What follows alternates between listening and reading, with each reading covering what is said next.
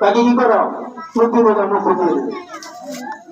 তাহলে কি তাই কমিশন বলছি ক্ষমতার ভারসাম্য চেঞ্জ করতে হবে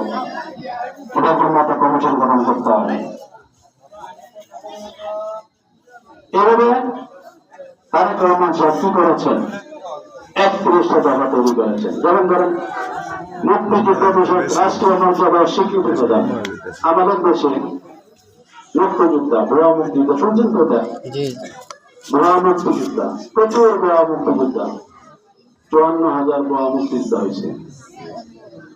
বুঝছেন না আমার কথা না এটা হচ্ছে রাষ্ট্রীয় হিসাবে বলছি তাহলে এই যে 54,000 ভুয়া মুক্তিযুদ্ধ এমন মুক্তিযোদ্ধা হয়েছে যে মুক্তিযুদ্ধ তখন চলছে তার বয়স 5 বছর যখন মুক্তিযুদ্ধ হয়েছে তখন তার বয়স কত 5 বছর সে ভুয়া মুক্তিযোদ্ধা ঠিক আছে মুক্তিযুদ্ধের জন্য কমিশন গঠন করবে এবং কি যাতে সঠিক মুক্তিযোদ্ধারা শহীদ পায় এবং স্থান পায় আর ভুয়া মুক্তিযোদ্ধারা যাতে স্থান না পায় না মিডিয়া দেখেন আমাদের দেশে মিডিয়া বলতে আমরা সংবাদ কর্মীদের বিভিন্ন মাধ্যম আছে টেলিভিশন আছে পেপার আছে পত্রিকা আছে সোশ্যাল মিডিয়া ফেসবুক আছে মিডিয়াতে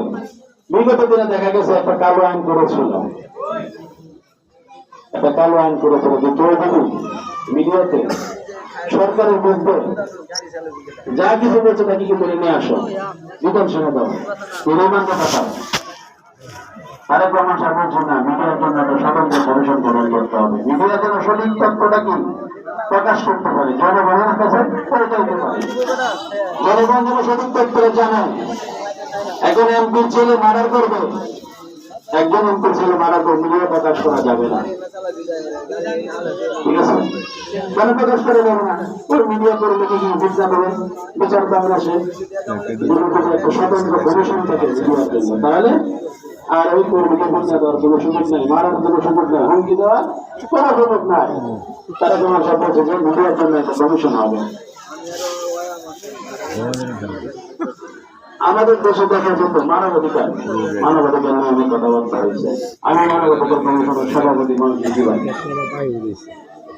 আমাদের দেশে মানবাধিকার ছিল না যে যা ইচ্ছা করেছে তাই করেছে অর্থনীতির যে যা ইচ্ছা করেছে তাই করেছে সে মানবাধিকার প্রতিষ্ঠা আইনের শাসন প্রতিষ্ঠার জন্য কমিশন করতে বলা হয়েছে 31 দফায় তারা কমিশন বলছেন যে না মানবাধিকার প্রতিষ্ঠায় একজন নিম্ন মানুষ যেন সে বিচার পায় একজন